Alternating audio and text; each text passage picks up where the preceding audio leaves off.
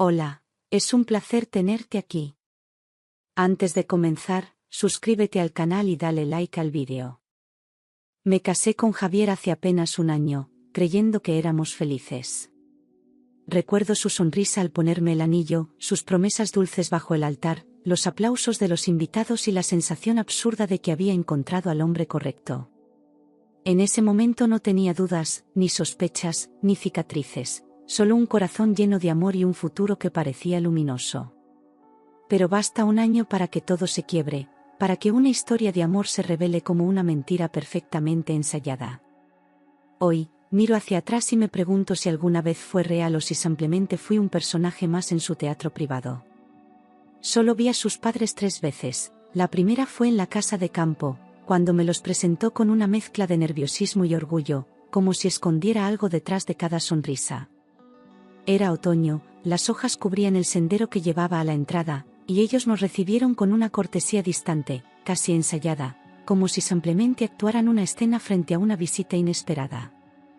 Su madre me abrazó sin calor, su padre me miró poco, y yo fingí no notar el muro invisible que separaba a esa familia de la mía. Javier habló por todos, llenó los silencios y evitó cualquier conversación personal. Aquel día, aunque no lo supe, comenzó la verdadera historia. La segunda vez que los vi fue en nuestra boda, un momento breve pero emotivo, donde apenas intercambiamos palabras entre brindis, fotos y felicitaciones. Se quedaron poco tiempo, se marcharon antes del vals, y Javier solo comentó que eran personas discretas, que no les gustaban las multitudes. Recuerdo que me sorprendió su ausencia en la fiesta, pero lo atribuí a la edad, al cansancio, a cualquier cosa menos a lo que era en realidad. Me abracé a él en la pista de baile, con los ojos brillantes de esperanza, sin imaginar que ya compartía su vida con otro secreto. Esa noche, mientras dormíamos como recién casados, su doble vida seguía intacta, perfectamente protegida por el silencio. La tercera y última vez que vi a sus padres fue poco después de casarnos, cuando vinieron a cenar a nuestro piso en Madrid. Fue una noche extrañamente silenciosa, llena de frases cortas y sonrisas apretadas, donde cada gesto parecía ensayado y cada mirada evitaba la mía. Apenas comieron, hablaron de cosas triviales y se marcharon antes de las 10, como si les incomodara estar allí. Javier me dijo que no me preocupara, que eran personas de costumbres simples, pero algo en sus rostros me dejó una inquietud que no supe nombrar. Después de esa noche, nunca más volvieron ni llamaron, y él jamás lo mencionó otra vez. Todos los fines de semana, sin falta, Javier decía que iba a la casa de campo a llevar provisiones, como si sus padres vivieran en aislamiento y dependieran de él para sobrevivir. Lo decía con naturalidad, como una rutina sagrada, y se marchaba cada sábado por la mañana con cajas, bolsas y una calma inquietante. Yo preguntaba si quería que lo acompañara, y él siempre tenía una excusa, que era un viaje largo, que no había comodidad para mí, que ellos preferían la tranquilidad. Lo acepté durante meses, aferrándome a la idea de que era un buen hijo. Pero en el fondo, algo empezaba a sonar falso. Las explicaciones de Javier comenzaron a parecer calcadas, como si las tuviera memorizadas, que sus padres estaban mayores, que se cansaban con visitas largas, que preferían verle a él a solas. Al principio lo creí, luego empecé a sentir que algo no encajaba, como si me estuviera alejando de una parte fundamental de su vida. Cuando le preguntaba por ellos, respondía con evasivas, cambiaba de tema o simplemente me besaba para distraerme. Pasó de ser un gesto cariñoso a una estrategia fría, repetitiva y vacía. Con el tiempo, cada sábado que se marchaba, yo sentía que me estaba mintiendo en la cara. Yo nunca era invitada, nunca se planteaba la opción de que lo acompañara, como si no formara parte de su familia, como si mi presencia fuera incómoda o indeseada. Él insistía en que no era personal, que solo respetaba los deseos de sus padres, pero jamás vi una sola carta, llamada o mensaje de ellos hacia mí. Era como si no existiera para ellos, como si nuestra boda no hubiese cambiado nada. Y yo, intentando no parecer celosa ni controladora, seguía sonriendo cada vez que él salía con esas cajas rumbo a la nada. Pero cada vez dolía más no formar parte de su mundo. Una mañana, mientras preparaba café, me pregunté en voz alta si sus padres seguían viviendo realmente en aquella casa. Me sorprendió pensar eso, pero la duda ya había crecido demasiado en mi interior. No recordaba haber oído su voz en llamadas recientes, ni visto fotos actualizadas, ni recibido una sola invitación directa. Era como si se hubieran desvanecido tras aquella cena incómoda, como si Javier solo los usara como una excusa para desaparecer. Y entonces, por primera vez, sentí miedo de la verdad que podía estar escondiendo. Cada sábado, al cerrar la puerta detrás de él, la casa se llenaba de un silencio que pesaba más que cualquier discusión. Me quedaba sola entre paredes frías, contando las horas, intentando convencerme de que todo era normal. Miraba nuestro álbum de bodas, nuestras fotos en la playa, en cenas, y no podía evitar preguntarme si había sido real. A veces lloraba sin entender por qué, con una tristeza sin nombre que me iba secando por dentro. Era el vacío de una soledad no elegida, el abandono disfrazado de rutina. Una mañana me levanté antes del amanecer y supe que no podía seguir así, que necesitaba respuestas, aunque dolieran. Javier aún dormía, y yo me vestí con calma, como si fuera un día cualquiera, pero por dentro el corazón me latía como si estuviera a punto de saltar al abismo. No dejé nota ni dije adiós, simplemente agarré las llaves del coche y salí. Sabía el camino, lo había recorrido una vez y lo había grabado con detalle, como si en el fondo hubiera sabido que un día volvería. Aquella mañana, no fui una esposa desconfiada, fui una mujer decidida a descubrir la verdad.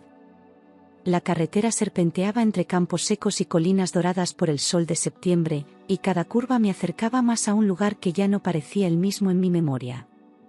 Recordaba árboles torcidos, la verja de hierro oxidada, una señal casi borrada que decía, el mirador, y todo estaba allí, intacto, pero envuelto en un aire de abandono. A cada kilómetro sentía que me alejaba de la versión de Javier que había amado, y me acercaba a otra que no conocía. El coche avanzaba lento, como si compartiera mi miedo. Solo quería llegar y comprobar que todo había sido una falsa alarma, aunque algo me decía que no. Las manos me temblaban en el volante, los pensamientos se cruzaban como ráfagas violentas, ¿y si me estaba equivocando? ¿Y si realmente estaba haciendo el ridículo? ¿Y si lo descubría todo? El corazón me golpeaba el pecho con fuerza, como si quisiera advertirme que era demasiado tarde para echarme atrás. Imaginaba 1000 escenarios, desde una simple confusión hasta una verdad que destruiría todo lo que habíamos construido. Pero ya no podía parar, ya no quería mentiras dulces ni silencios cómodos. Había pasado un año viviendo en la duda, y necesitaba ver con mis propios ojos lo que él había escondido con tanto cuidado. Aparqué el coche frente a la casa de campo, pero algo me detuvo antes de bajar. El lugar estaba demasiado tranquilo, sin movimiento, sin señales de vida, como si llevara tiempo vacío. Me fijé en las ventanas cerradas, en la maleza crecida alrededor del porche, en el aire inmóvil que lo cubría todo. No se oía ni un perro, ni una radio, ni el sonido de alguien cocinando dentro. Era como un escenario abandonado donde alguna vez hubo vida, pero ahora solo quedaban ruinas disfrazadas de normalidad. Me quedé sentada en el coche, paralizada por la sensación de que algo estaba muy mal. No vi rastros de los padres de Javier por ninguna parte, ni ropa tendida, ni macetas cuidadas, ni señales de una rutina diaria, pero sí estaba allí su coche, aparcado a un lado con el maletero cerrado. Me acerqué despacio, observando cada rincón como si esperara encontrar una explicación lógica, pero solo encontré más preguntas. Las cortinas estaban echadas, las luces apagadas, pero el coche caliente indicaba que él había llegado hace poco. Todo parecía dormido, menos mi instinto, que gritaba dentro de mí que no estaba sola. Y entonces supe que tenía que entrar, aunque algo en mi interior rogaba que no lo hiciera. Mi respiración se volvió corta, entrecortada, y el pecho me dolía de tanto contener el aire, como si al exhalar fuera a descubrir algo que no quería ver. Di unos pasos hacia la puerta, sintiendo el crujido de la grava bajo mis pies como una advertencia. No sabía si llorar o gritar, si volver atrás o seguir adelante, pero mis piernas ya no me respondían. Solo pensaba en él, en Javier, en lo que podía estar haciendo dentro, en lo que me había ocultado todos esos fines de semana. La casa me miraba como una cómplice silenciosa, testigo de algo que estaba a punto de romperme. La puerta principal no estaba cerrada con llave, sino ligeramente entreabierta, como si alguien hubiese entrado deprisa y no se molestara en asegurarla. Puse la mano sobre la madera, sentí el frío del metal de la cerradura y empujé con suavidad, sin hacer ruido. Dentro olía a humedad y a perfume barato, una mezcla extraña que no reconocía de la última vez. Cada paso que daba dentro era una traición a lo que creía conocer, una pisada más hacia un mundo que me excluía. El silencio se rompió con una carcajada aguda que me heló la sangre. Escuché risas, voces que venían del salón, conversaciones distendidas, llenas de confianza y complicidad, pero no eran las de sus padres. Reconocí la de Javier, suave, relajada, como si estuviera en su hogar, completamente ajeno a todo lo que me estaba destruyendo fuera de esa puerta. Otra voz, femenina, joven, hablaba con una dulzura que me revolvió el estómago. No podía creerlo, no quería creerlo, pero ya era imposible dar marcha atrás. Mis dedos temblaban, mis ojos ardían y todo dentro de mí pedía respuestas ahora. La voz de la mujer se alzó entre risas, fresca y cómoda, como si llevara años en esa casa, como si ese fuera su lugar y yo la intrusa. Hablaba con Javier de cosas cotidianas, mencionaba a alguien llamado nuestro bebé y se reía como si la vida fuera perfecta. Esa risa me golpeó más fuerte que cualquier grito, porque era feliz, auténtica, despreocupada. Me llevé una mano al pecho, no para protegerme, sino para contener el temblor que empezaba a tomarme por completo. En ese momento, dejé de ser esposa y pasé a ser una desconocida más. No esperé más, empujé la puerta con fuerza y entré sin pedir permiso, con la sangre hirviendo y la mirada fija en el salón. Mis pies avanzaron solos, como si todo mi cuerpo supiera que ya no había nada que salvar, solo verdades que enfrentar. Al doblar el pasillo y verlos, sentí una descarga eléctrica recorrerme desde el cuello hasta las rodillas. Allí estaban, en el sofá, riendo, cómodos, despreocupados, como si fueran una pareja cualquiera. Y en ese momento, mi mundo se partió en dos. Javier estaba sentado en el sofá con una mujer joven a su lado, su mano descansaba sobre el muslo de ella con una naturalidad que no dejaba dudas. Ella tenía una barriga pronunciada, vestía un vestido ajustado y tenía los pies descalzos, como si viviera allí desde siempre. La televisión encendida mostraba una ecografía congelada en la pantalla, y el café sobre la mesa aún humeaba. Todo en esa escena gritaba intimidad, rutina, hogar, todo lo que yo creía tener con él. Me quedé paralizada, muda, viendo cómo se derrumbaba cada recuerdo que habíamos construido. Él me miró paralizado, con los ojos muy abiertos, como si no pudiera entender que yo estuviera allí, como si fuera un fantasma. Se incorporó de golpe, balbuceó mi nombre, pero no dijo nada más, no supo moverse ni reaccionar.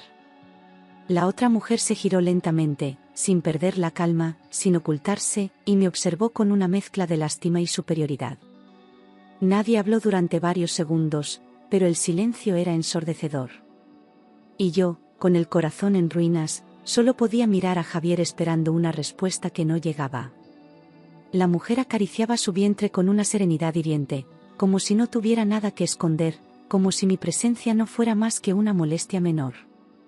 No se cubrió, no se apartó, no mostró culpa ni vergüenza, simplemente me observó, tranquila, segura de su lugar en esa casa. Sus uñas pintadas, su cabello recogido, su sonrisa leve, todo en ella parecía cuidadosamente preparado. Javier seguía mudo, y cada segundo que pasaba me hundía más en la humillación.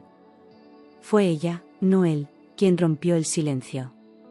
Grité con la voz quebrada, sin pensarlo, sin filtros, sin miedo. ¿Qué significa todo esto, Javier?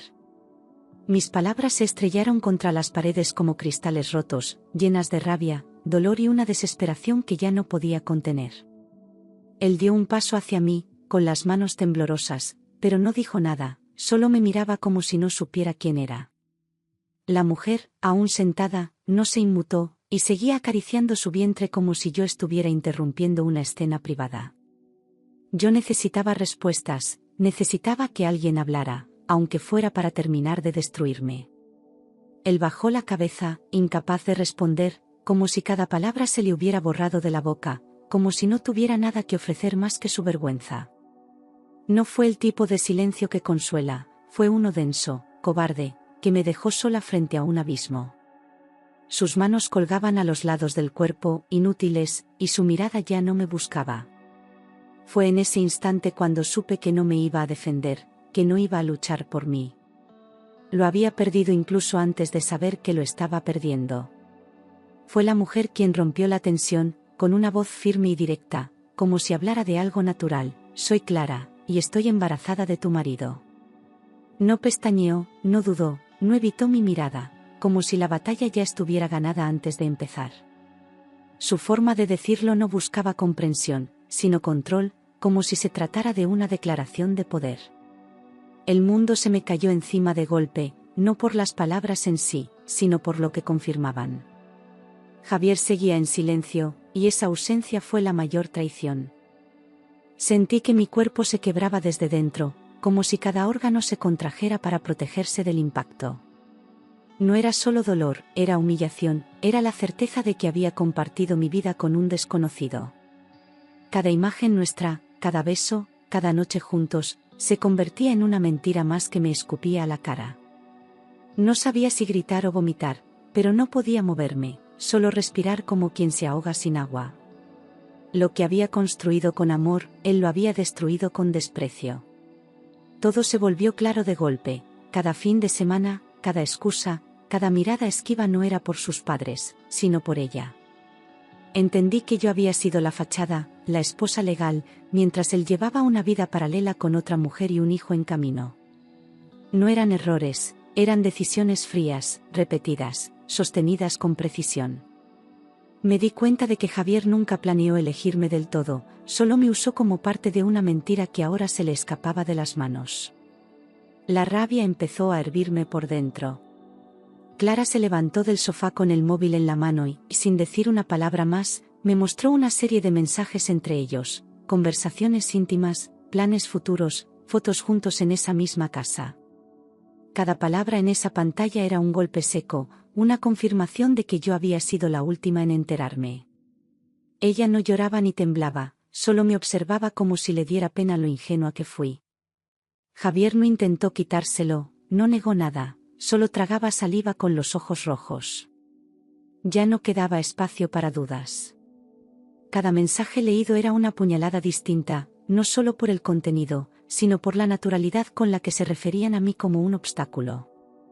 No me insultaban con palabras directas, pero el desprecio era evidente: no le digas nada aún, ella no sospecha, no aguanto más fingir los fines de semana. Eran frases cargadas de egoísmo, escritas por dos personas que sabían perfectamente lo que hacían. No podía soportar seguir mirando, me ardían los ojos y me temblaban las manos. Me sentí sucia, usada, borrada de mi propia historia. Finalmente, Javier murmuró algo apenas audible: no quería que lo supieras así, como si la forma fuera el problema, no el engaño en sí. Su voz era débil, rota, casi infantil, pero no me causó compasión, sino repulsión. Quise gritarle que el momento daba igual, que lo imperdonable era todo lo que había hecho mientras dormía a mi lado. Intentó acercarse, pero di un paso atrás, incapaz de permitirle siquiera tocarme. Ya no era mi marido, era un extraño cobarde que había dejado que otra mujer hablara por él. Le grité que me había engañado desde antes del matrimonio, que su amor había sido un disfraz para cubrir sus mentiras. Cada palabra salía empapada de llanto y furia, una mezcla que no sabía cómo detener. Le dije que me había convertido en una sombra, en una mujer que vivía esperando a alguien que nunca estuvo de verdad. Él se cubría la cara, avergonzado, pero no negaba nada, no lo intentaba siquiera.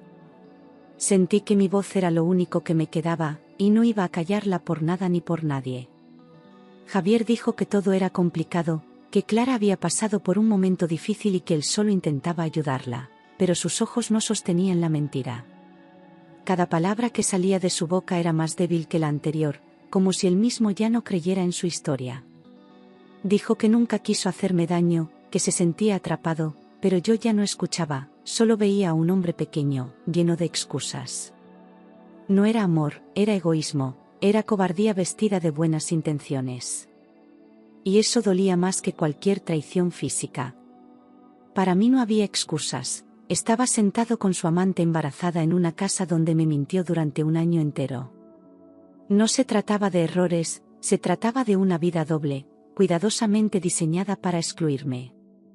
Sentí un dolor tan profundo que ni siquiera podía gritarlo, solo apretar los dientes y mirar hacia otro lado. Ya no lloraba, porque las lágrimas no alcanzaban para lavar tanta decepción. En ese momento supe que algo dentro de mí había muerto, y que ya no había regreso posible. Salí corriendo de la casa sin mirar atrás, tropezando con las piedras del camino, con las lágrimas empañando mi vista y un grito ahogado atorado en la garganta. No sabía si lloraba de rabia, de humillación o de puro alivio por haber descubierto la verdad, pero mi cuerpo entero temblaba como si acabara de escapar de un incendio. El aire me cortaba la cara y aún sentía el eco de sus voces dentro, como cuchillos clavados en mi espalda. Subí al coche con las manos heladas y el alma rota. Encendí el motor sin pensar, solo quería alejarme, desaparecer. Conduje de vuelta a Madrid entre sollozos, temblores y un dolor tan físico que me costaba mantener las manos firmes en el volante. Cada señal de tráfico, cada luz roja, me parecía una eternidad que me obligaba a seguir respirando cuando lo único que deseaba era gritar. Sentía náuseas, mareo, rabia, todo mezclado, mientras las imágenes de aquella casa y de Clara acariciando su vientre me perseguían sin tregua.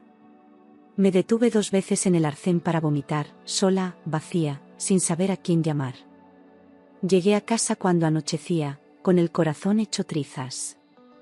Esa noche, Javier volvió como si nada, con el rostro cansado y el abrigo en la mano, como si regresara de un fin de semana cualquiera. Me encontró sentada en la cocina, con los ojos hinchados y los restos de llanto aún en la piel, pero no dijo una palabra al verme. Me miró, bajó la vista y pasó de largo hacia el salón, como si ignorar lo que había pasado pudiera borrarlo. Esa indiferencia me dolió más que la traición. Fue en ese silencio cómodo suyo donde entendí que él ya había elegido. Le dije con voz firme, sin temblores, sin lágrimas, que quería el divorcio de inmediato, que no podía compartir ni un día más con alguien que me había mentido en la cara. No gritaba, no suplicaba, solo hablaba desde un lugar seco, profundo, donde ya no quedaba espacio para el amor. Él se giró, sorprendido, como si esperara que aún tuviera fuerzas para perdonarle, como si yo siguiera siendo la mujer dócil que él controlaba. Pero no lo era. Había muerto en esa casa de campo y había renacido en mi propio dolor. Se enfadó, gritó que lo estaba exagerando todo, que no entendía las circunstancias, que lo mío era una reacción histérica. Dio un golpe en la mesa y me llamó injusta, como si yo no tuviera derecho a sentir lo que sentía, como si mi sufrimiento fuera una molestia para él. Su rabia no era culpa, era miedo a perder el control, a que yo rompiera el guión que él había escrito para los dos. Pero sus gritos ya no me alcanzaban, me parecían vacíos, ridículos. No iba a retroceder, no esta vez.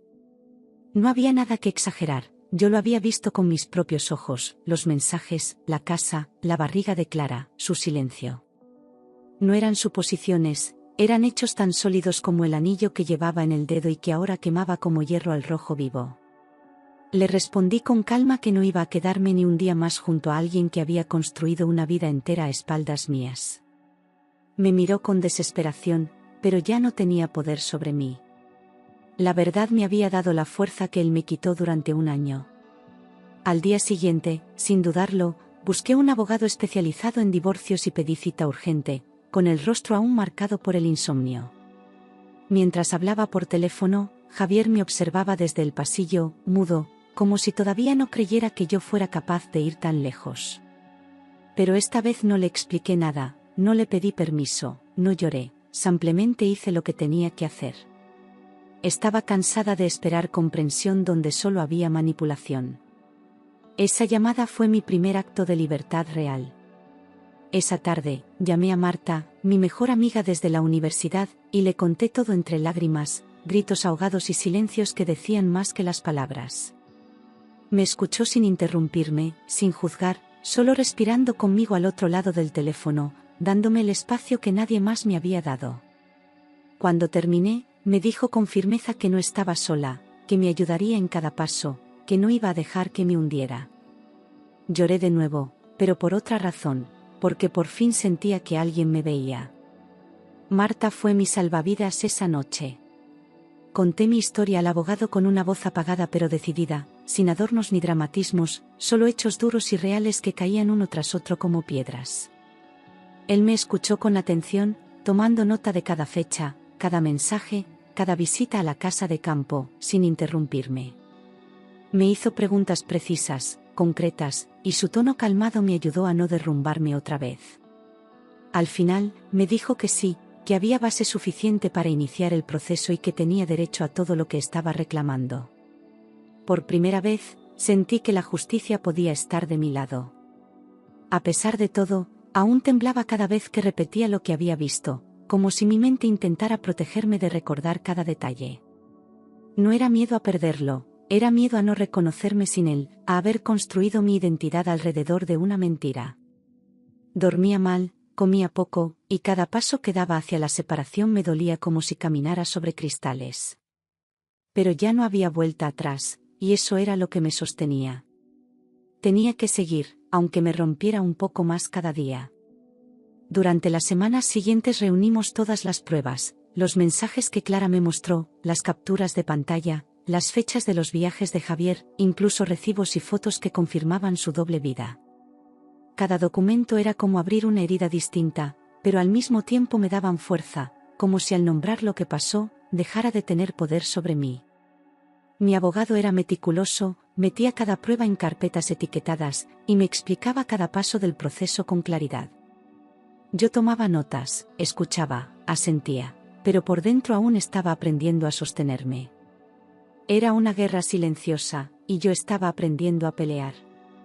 Cuando Javier supo que había iniciado la demanda, se volvió frío, distante y agresivo, como si al perder el control perdiera también su máscara. Ya no fingía comprensión ni ofrecía disculpas, solo hablaba de dinero, de papeles, de lo injusto que le parecía todo. Me culpaba por arruinar su vida, como si él no hubiera destruido la mía primero. No había tristeza en sus ojos, solo rabia por haber sido descubierto. Entonces entendí que no era el mismo hombre con el que me casé, o quizás sí lo era, y yo nunca lo vi. Clara empezó a llamarme por las noches desde un número desconocido, hablándome con una tranquilidad repugnante, pidiéndome que firmara los papeles pronto, para dejar a Javier libre. Me hablaba como si fuésemos iguales, como si compartiéramos algo más que el mismo hombre, como si no hubiera destrozado mi vida. No gritaba ni insultaba, pero cada palabra era un veneno calculado, una forma de reafirmar su victoria. A veces colgaba en seco, otras se reía antes de hacerlo. Yo bloqueaba los números, pero siempre encontraba otro desde el cual herirme. Vivir bajo el mismo techo mientras el proceso avanzaba era una tortura diaria, un castigo lento que me desgastaba más que cualquier grito. Javier dormía en el sofá, pero sus pasos, sus puertas cerrándose, su presencia en la cocina eran recordatorios constantes de lo que había pasado. No hablábamos, no nos mirábamos, y el silencio entre nosotros era más cruel que cualquier discusión. Cada mañana me costaba levantarme, fingir que podía seguir con mi vida. Y, sin embargo, lo hacía, por orgullo, por supervivencia, por mí. El día de la primera audiencia, Clara apareció en el juzgado con un vestido ajustado que marcaba su embarazo y una expresión altiva, como si desfilara por una alfombra roja.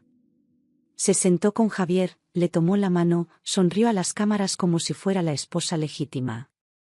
Yo entré sola, con el corazón encogido, intentando sostener la cabeza en alto mientras cada mirada parecía juzgarme por lo que no había hecho.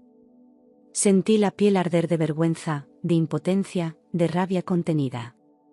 Pero me senté, respiré hondo, y no desvié la mirada. En la sala, todo era frío, calculado, impersonal, y sin embargo cada palabra me atravesaba como una cuchilla. Los abogados hablaban con tecnicismos, el juez con voz monótona, pero detrás de cada frase había meses de dolor acumulado. Clara no dejó de acariciar su vientre ni un segundo, como si su embarazo fuera un escudo. Javier no habló casi nada, apenas asentía o negaba, como si la vergüenza aún lo silenciara. Yo solo escuchaba, en silencio, deseando que todo terminara pronto. Se presentaron todas las pruebas de la traición, los mensajes impresos, las fechas cruzadas, los testimonios y los movimientos bancarios que demostraban su doble vida. Nadie pudo rebatir los hechos, ni Javier ni su abogado, porque la verdad era sólida como piedra. El juez escuchaba con atención, anotaba, y su rostro no cambiaba, pero yo sentía que cada palabra pesaba. A mi lado, mi abogado sostenía mi mano discretamente, como un ancla silenciosa. A cada nueva prueba, sentía que recuperaba un poco de mi dignidad perdida. Frente al juez conté mi historia sin romperme, con la voz firme, mirando a todos a los ojos, sin dramatismos, sin adornos, solo verdad.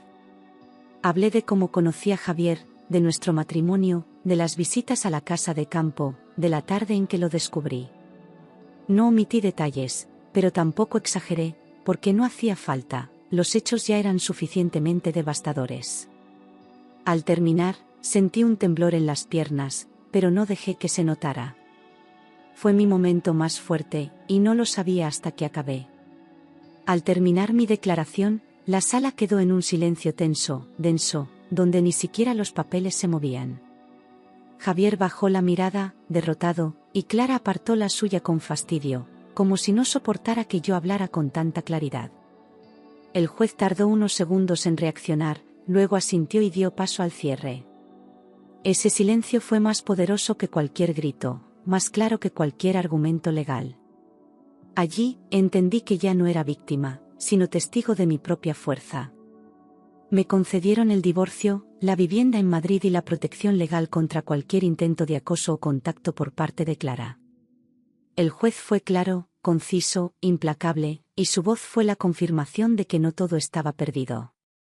Javier no dijo nada, solo asintió con la cabeza baja, mientras su abogado recogía los papeles.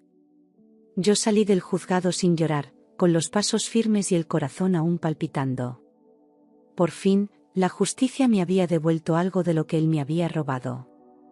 Salió del tribunal derrotado, sin poder mirarme a la cara, con los hombros caídos y una expresión vacía que no se parecía en nada al hombre que conocí. Le vi alejarse por el pasillo como una sombra, arrastrando su fracaso detrás de él, mientras Clara caminaba unos pasos detrás, sin tocarle, sin decirle nada. Fue la primera vez que sentí compasión, no por él, sino por la versión rota de sí mismo que había creado. Me pregunté si valía la pena todo lo que destruyó por vivir esa mentira. Pero ya no era mi historia, ya no era mi problema. Por primera vez en meses, respiré hondo sin miedo, sin el peso de una verdad oculta, sin la tensión constante de fingir que todo estaba bien. Salí del edificio con pasos lentos, pero seguros, sintiendo que cada metro que me alejaba de él era una victoria personal. La ciudad me parecía distinta, como si el aire fuera más limpio, como si el sol brillara solo para mí. No era felicidad aún, pero era libertad, y eso era mucho más. Había perdido un matrimonio, pero había recuperado mi vida. Mi abogado, Andrés, me ayudó más allá de lo legal, me escuchó, me acompañó en los momentos más duros, y nunca cruzó una línea que me hiciera sentir incómoda. Tenía una forma de estar presente sin invadir, de decir justo lo que necesitaba oír sin adornos ni falsas promesas. Con el tiempo, nuestras conversaciones dejaron de ser solo sobre documentos y fechas, y empezaron a ser sobre libros, música, pasado y futuro. No buscaba consolarme, solo verme. Y eso, después de todo lo vivido, era un regalo inmenso. Poco a poco empezamos a hablar de nuestras vidas fuera de los papeles, sus historias, mis heridas, nuestros silencios compartidos. Me sorprendía su calma, su forma de escuchar sin interrumpir, de recordar cosas que yo decía al pasar. A veces, después de firmar algún documento, nos quedábamos en la cafetería de la esquina solo para charlar un rato más. No había tensión ni prisa, solo una conexión simple, humana, real. Fue la primera vez en mucho tiempo que me sentí realmente vista por alguien. Un día, mientras me contaba una anécdota ridícula sobre su gato, me eché a reír sin poder evitarlo, y al hacerlo, me di cuenta de que hacía meses que no reía así. Él se quedó en silencio, observándome con una sonrisa leve, como si supiera lo que significaba ese momento para mí. Fue una risa limpia, sin culpa, sin miedo, sin dolor detrás. Me tapé la boca, sorprendida, y él simplemente dijo, ya era hora. Y tenía razón. Aquella sonrisa fue el primer paso hacia algo nuevo. Descubrí que el dolor no desaparece, pero se transforma, se acomoda en algún rincón del cuerpo donde ya no pesa igual. Había cicatrices, sí, pero ya no me definían, solo me recordaban que sobreviví. Volví a escribir, a salir sola, a mirar mi reflejo sin sentir vergüenza o lástima. Empecé a confiar, despacio, sin expectativas, pero con esperanza. No necesitaba que nadie me salvara, ya lo había hecho yo misma. Con el tiempo, Andrés se convirtió en alguien más que un apoyo legal, fue una presencia constante, una mirada honesta, una compañía que no pedía nada a cambio. No hubo declaraciones dramáticas ni promesas románticas, solo una mano que estaba cuando la necesitaba, un café compartido en silencio, un paseo por el parque sin hablar del pasado. Cuando nos besamos por primera vez, fue suave, tranquilo, sin prisa. No porque olvidara lo anterior, sino porque por fin estaba lista para lo que venía. Comprendí que perder a Javier no fue una tragedia, sino una liberación disfrazada de ruina. Él me rompió, sí, pero también me obligó a reconstruirme desde un lugar más honesto, más fuerte, más mío. No cambié por venganza, cambié porque ya no podía vivir bajo la sombra de otra persona. Lo que parecía el fin fue solo el giro que necesitaba para encontrarme. Y ahora, por fin, sabía quién era. Nunca más volví a la casa de campo, allí quedó enterrada la mentira, y yo empecé mi verdadera vida lejos de sus paredes y sus secretos. No quise volver a ver a Javier ni a Clara, no por odio, sino porque ya no tenían espacio en mi historia. Cerré esa puerta sin dramatismos, sin mirar atrás, como quien termina un libro sabiendo que ya ha aprendido todo lo que tenía que aprender. Ahora vivo en paz, con una libertad que nadie me puede quitar. Y eso, después de todo, fue mi victoria más grande.